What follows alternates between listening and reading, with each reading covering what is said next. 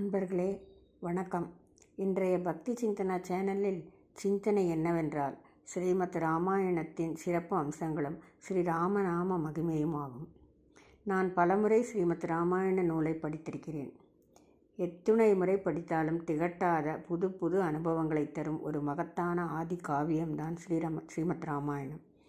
ஆதிகவி வால்மீகியால் அருளப்பட்டு ஆதி காவியம் என்று போற்றப்படும் ஸ்ரீமத் ராமாயணத்தை பற்றி, அதன் மகாத்மியங்களை பற்றி, அடையும் பலன்களை பற்றி ஸ்ரீ ஸ்காந்த புராணம் விரிவாக எடுத்துரைக்கிறது. அவற்றிலிருந்து நான் பல நூல்களை படித்து அறிந்ததிலிருந்து சில மகாத்மியங்களை உங்களுடன் இந்த பக்தி சிந்தனா சேனலின் 30வது காணொளியின் மூலம் சிறிது பகிரலாம் என்று தீர்மானித்திருக்கிறேன்.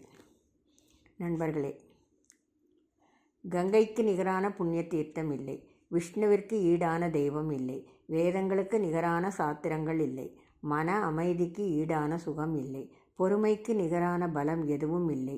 எல்லையில்லா பொறுமைக்கு உதாரணம் ஸ்ரீராமபிரான் தான். பொறுத்தார் பூமி ஆழ்வார் என்ற பழமொழி ஒன்று உள்ளது. அத்தகைய பொறுமையின் சிகரம்தான் ஸ்ரீராமபிரான்.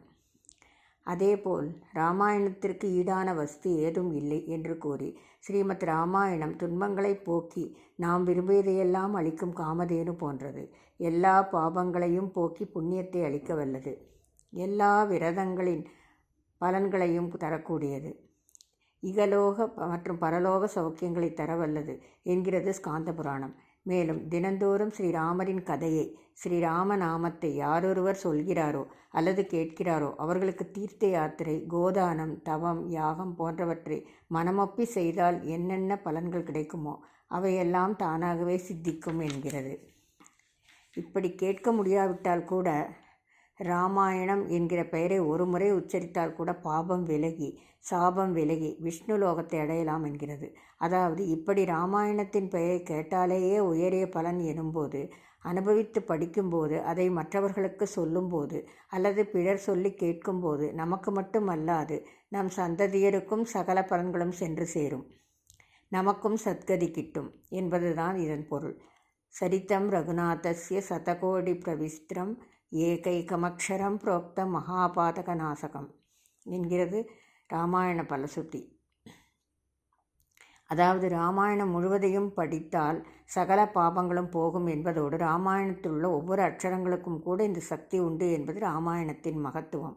ஸ்ரீமத் ராமாயணம் முழுக்க ஸ்ரீராமநாமம்தான், ஸ்ரீராமபிரானின் பிரபாவம்தான். ராமநாமத்தால் ஆகாதது ஏதுமில்லை. ஸ்ரீராமரை பக்தி சிரத்தையுடன் நம்பினால் நடவாதது ஏதுமில்லை. ஸ்ரீராமநாமம் சகலவிதமான பாவங்களை போக்கி மனோபீஷ்டங்களை தந்து இறுதியில் உயரிய நிலையை அளிக்க வல்லது. ஸ்ரீராமநாம பாராயணம் என்று தனியே ஏதும் செய்ய வேண்டியதில்லை. ராமாயணத்தை படிக்கும்போதே முழுக்க முழுக்க நாம் ராம தியானத்திலேயே இருப்பதால் ராமாயணத்தை எத்தனை முறை வேண்டுமானாலும் படிக்கலாம். ஸ்ரீ பரமேஸ்வரன் எடுத்துரைத்த ராமநாம மகிமை. ஸ்ரீராமநாமத்தின் பெருமையை பல்வேறு புராணங்கள் எடுத்துரைத்தாலும் ஸ்ரீ பரமேஸ்வரன் பார்வதிக்கு எடுத்துச் சொல்வது மிகவும் மதுரமாக இருக்கிறது. அனைவருக்கும் தெரிந்த அந்த மதுர வாசகங்களை நாம் மீண்டும் மீண்டும் உச்சரிப்போம். ஸ்ரீராம ராம ராமேதி ரமே ராமே மனோரமே சகஸ்ரநாம தத்துல்யம் ராமநாம வரானனே ஸ்ரீராமநாம வரானனே ஓம் நம இதி. ஏனெனில் ராமநாமத்தை எத்துணை முறை கூறினாலும் சலிக்காது என்பதோடு சொல்ல சொல்ல அதற்கான பலன்களும் அதன் மடங்கில் அதிகரிக்கும் அல்லவா. ஒரு முறை சொன்னாலே பல முறை சொன்ன பலனடிக்கும் திவ்ய நாமமல்லவா ஸ்ரீராமநாமம். பத்ம புராணத்தில் உத்தரகாண்டத்தில் 71வது அத்தியாயத்தில் 331வது ஸ்லோகமாக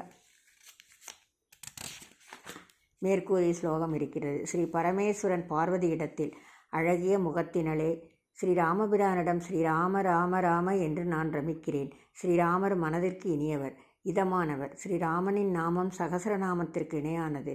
ஸ்ரீராமநாமமே சகசரநாமத்திற்கு சமமானது. ஓம் நமஸ்காரம் என்று கூறி ஸ்ரீராமநாமத்தின் பெருமையை கூறுகிறார்.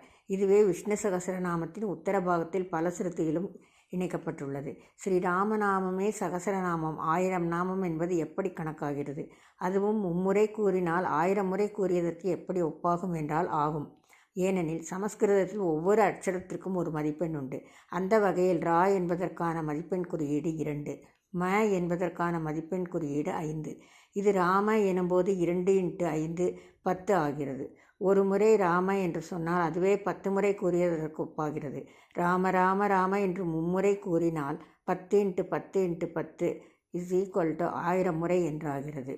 இவ்வளவு சுலபமான முறையை ஸ்ரீ பரமேஸ்வரன் நமக்கு தந்திருக்கும் போது 3 முறை உச்சரித்தாலே 1000 முறை உச்சரித்த பலன் பெறும் எனும்போது அதற்கான முழு பலனையும் பெறுவது நம் ஸ்ரத்தையில்தான் உள்ளது. மும்முறை என்பதை நினைவுபடுத்தும் விதமாக இந்த ஸ்லோக எண் கூட 333 என்று அமைந்திருப்பது எத்தனை அழகு பாருங்கள். ஸ்ரீ ராமநாமத்தை ஸ்ரீ பரமேஸ்வரன் மும்முறை ஜபிக்க வேண்டும் என்று சொன்னதை அவரின் அவதாரமான ஸ்ரீமத் ஆதி சங்கர பகவத் பாதர்கள் ஸ்ரீ ராமபிரானை வழிபடுகிறேன் என்று 4 முறை கூறுகிறார்.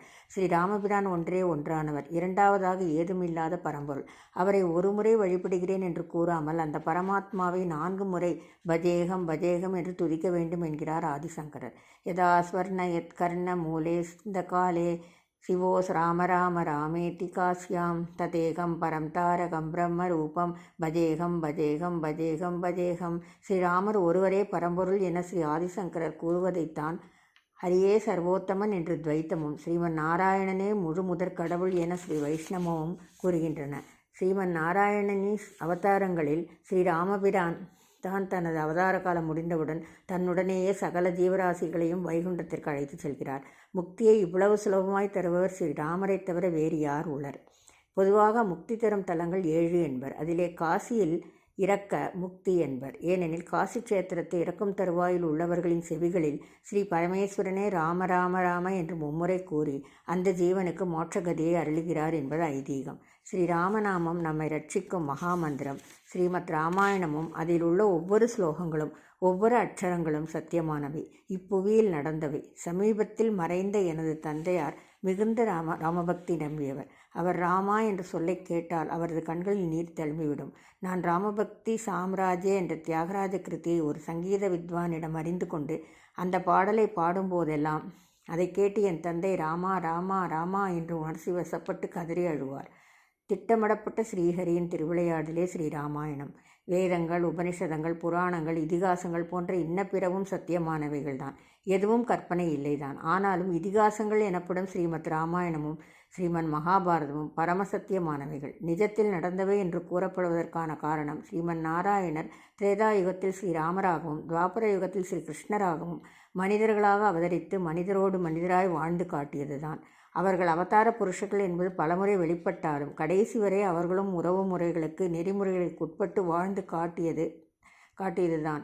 அப்படி வாழ்ந்து காட்டியது வேதங்களின் உட்பொருளை எடுத்து கூறத்தான் என்கிறார் சுவாமி ஸ்ரீமன் நிகமாந்த தேசிகன்.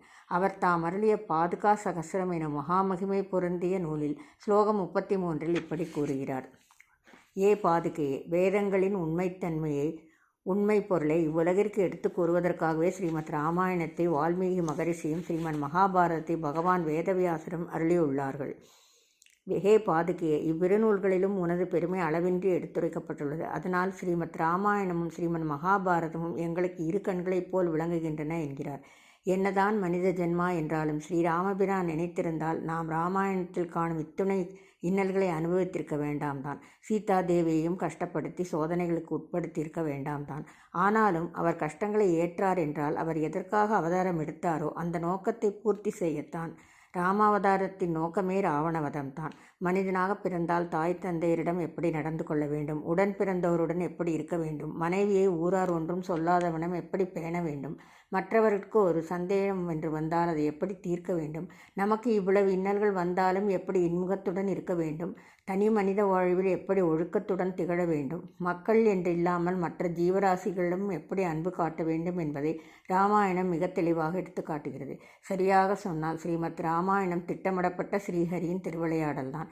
இத்தகைய ஸ்ரீமத் ராமாயணத்தை ஏற்கனவே நான் பலமுறை படித்திருந்தாலும் அதை கடந்த 2 வருடங்களுக்கும் மேலாக எனது வாட்ஸ்அப் நண்பர்களுக்கு பகிர்ந்து வந்தேன். அதன் விளைவாக எனக்கு அயோத்தி நகரம் செல்ல வாய்ப்பு தானாக அமைந்தது. அயோத்தி சென்று ஸ்ரீ ராம்லல்லாவை மனங்குளிர பிரதிஷ்டை செய்வதற்கு முன் சென்று கண்டு கழித்தேன். பாலராமர், லக்ஷ்மணர், பரத சத்ருக்னரை மனதார சென்று கண்டு பிரார்த்தித்து வந்தேன். இது எனக்கு ஒரு எதேச்சையாக நிகழ்ந்த நிகழ்வுதான். அதற்காக ஸ்ரீ ராமபிரானுக்கு எனது மனமார்ந்த நன்றியை தெரிவித்துக் கொள்கிறேன். பின்னர் ராம பட்டாபிஷேக வைபவத்தை இல்லத்தில் நடத்தி அந்த அனுபவத்தில் ஆனந்தத்தில் திளைத்தேன். தற்போது தியாகராஜரின் கிருதியான ராமபக்தி சாம்ராஜ்யம் என்ற பாடலை பாடி எனது மறைந்த தந்தையாரின் திருவடிகளுக்கு சமர்ப்பிக்கிறேன். ராமபக்தி சாம்ராஜ்யம் ராமபக்தி சாம்ராஜ்யம் ராமபக்தி சாம்ராஜ்யம் ராமபக்தி சாம்ராஜ்யம் ராமபக்தி சாம்ராஜ்யம் ఏమానవుల కపెనో మనసారా రామభక్తి సామ్రాజ్యం ఏమానవుల కపెనో మనసారా రామభక్తి సామ్రాజ్యం ఆమానవుల సందర్శన ఆమానవుల సందర్శన మత్యంత బ్రహ్మాండమే మనసారామ భక్తి సామ్రాజ్యం రామ భక్తి సామ్రాజ్యం ఇలాగని వివరింబయేనో సాల స్వానుభవ వేద్యమే ఇలాగని వివరింబయేనో సాల స్వానుభవ వేద్యమే లీలా సృష్టి జగత్రయమనే లీలా సృష్టి జగత్రయమనే కోలాహల త్యాగరాజను తుతగో లీలా లీలా సృష్టి జగత్రయమనే కోలాహల త్యాగరాజను తగో రామ భక్తి సామ్రాజ్యం ఏమానవుల కపెనో మనసాయామ భక్తి సామ్రాజ్యం రామ భక్తి సామ్రాజ్యం